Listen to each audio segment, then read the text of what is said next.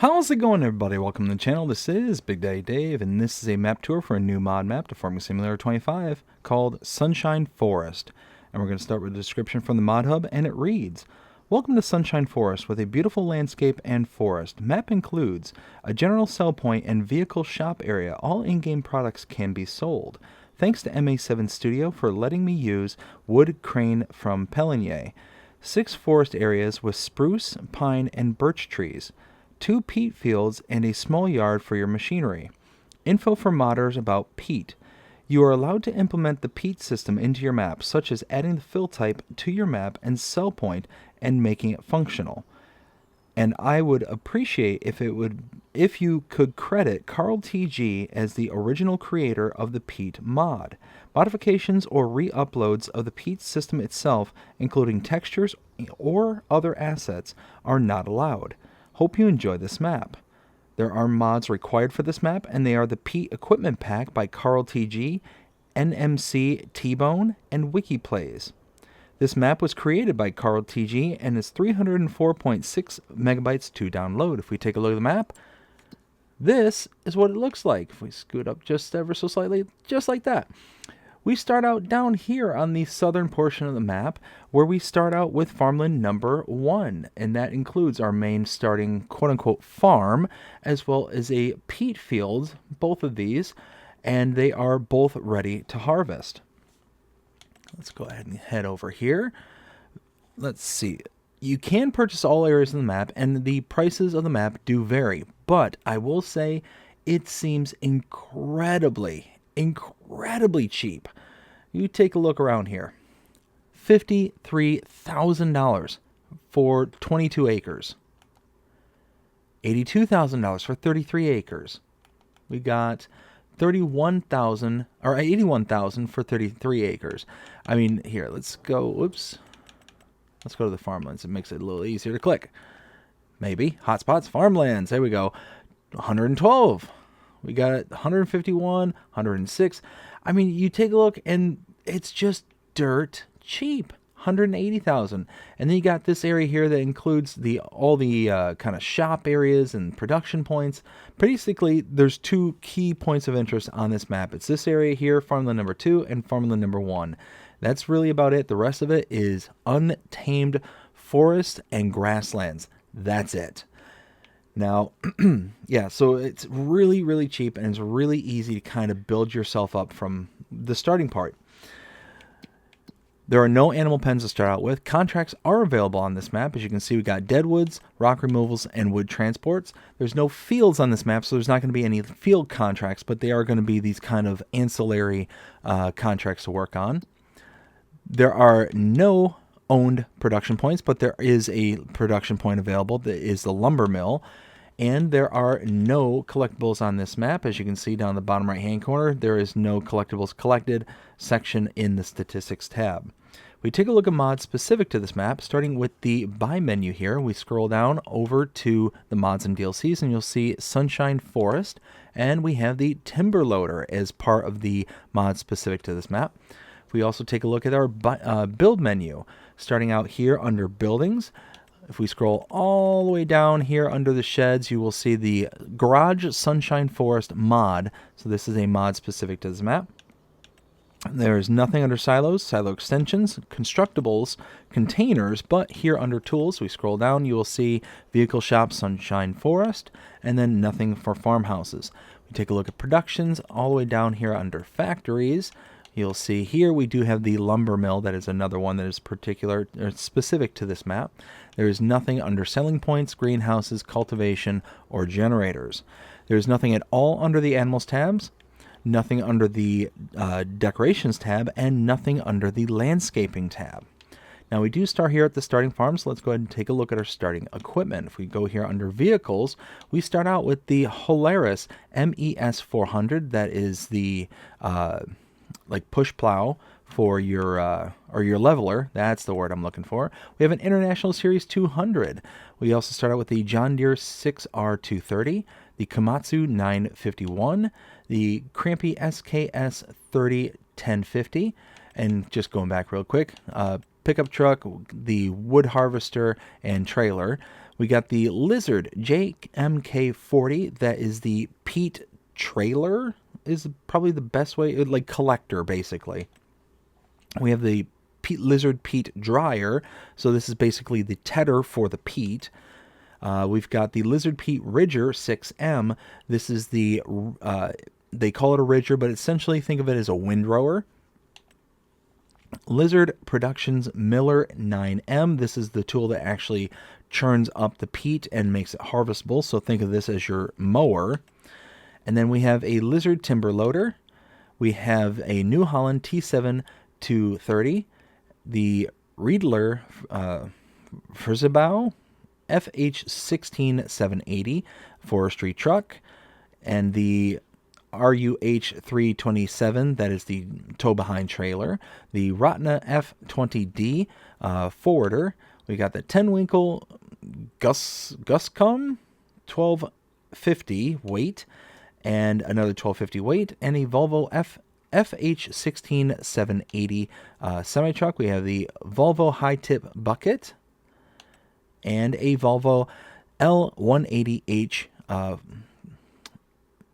oh goodness, why am I spacing on this? Wheel loader, there we go. And that's everything here on this map. So let's go ahead and take a look around the map. So starting out here, in order to get into this building, you can't just walk up to these and, oh wait, you can. I got a little nook. So you're not really supposed to be able to actually open it from the outside. What you're actually supposed to be able to do is come over here to these little switches here and these switches, but I just so happen to get close enough to the corner there. But we do have a repair trigger tucked away right here. Oh, I'm stuck.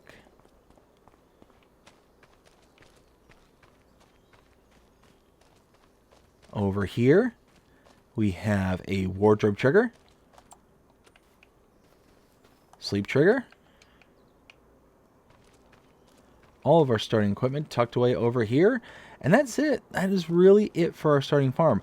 Now these buildings here appear to be decoration. I cannot open them, so I can't get inside and actually do anything with them. I tried deleting them, and you can't delete them, unfortunately, so these are here to stay. Let's go ahead and grab the truck and head on out.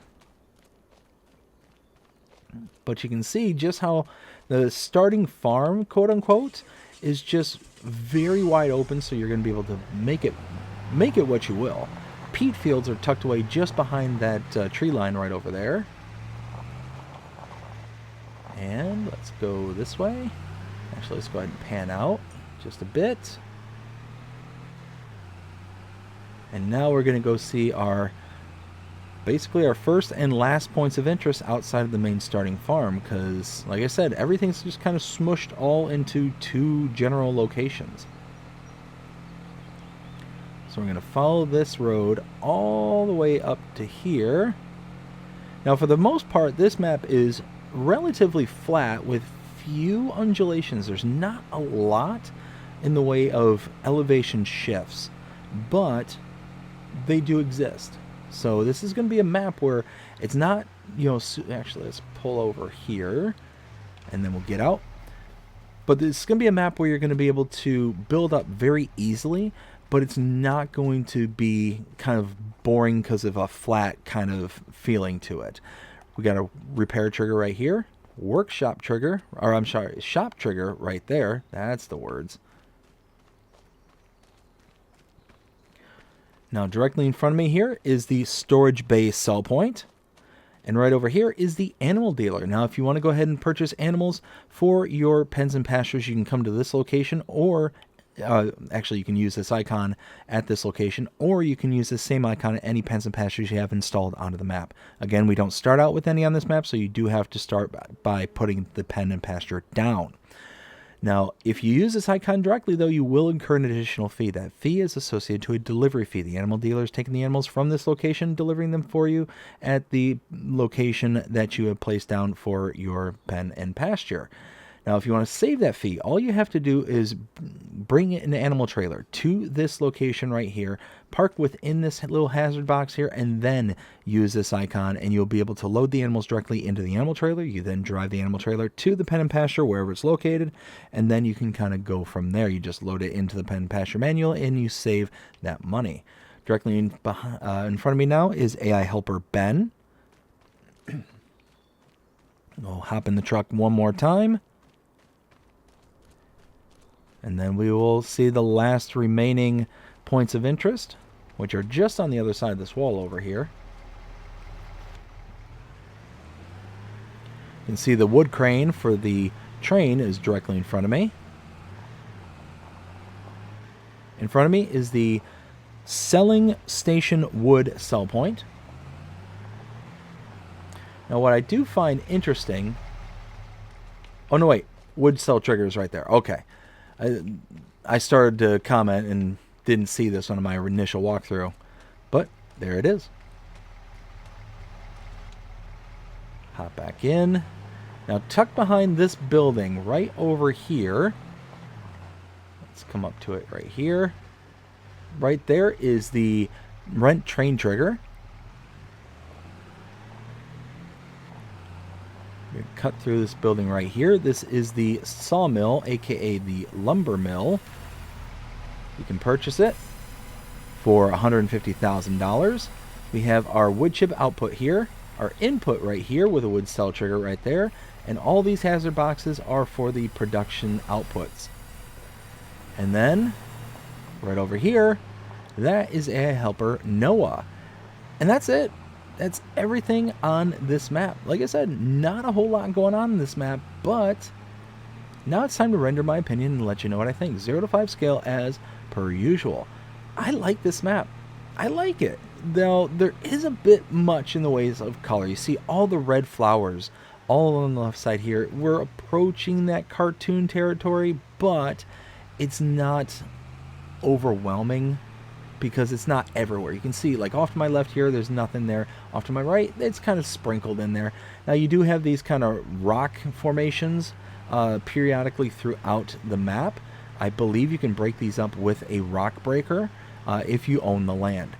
But, yeah, I mean, I really do think that this is a nice map. It's got a good feeling to it. If you're looking for a map that's going to be kind of survival, you know, bare bones basic kind of map, this is going to be a good one. You're going to be able to do a lot of forestry, a bit of grass care, a little bit of everything on this map. And you can also dive headfirst into the peat system. Now, I don't know if this map kind of falls in the same territory as the other map that Carl TG made, where the peat is pretty powerfully priced. Let's take a look. Oh, yeah, no. Okay, this is a much better price. So the peat in the other map, and I can't remember, I think it's called Tessie Farm, was severely more money than this, like thousands of dollars per 1,000 liters. Now let's see, because there should be a dried peat as well. A peat dry there. Whoops. Peat dry.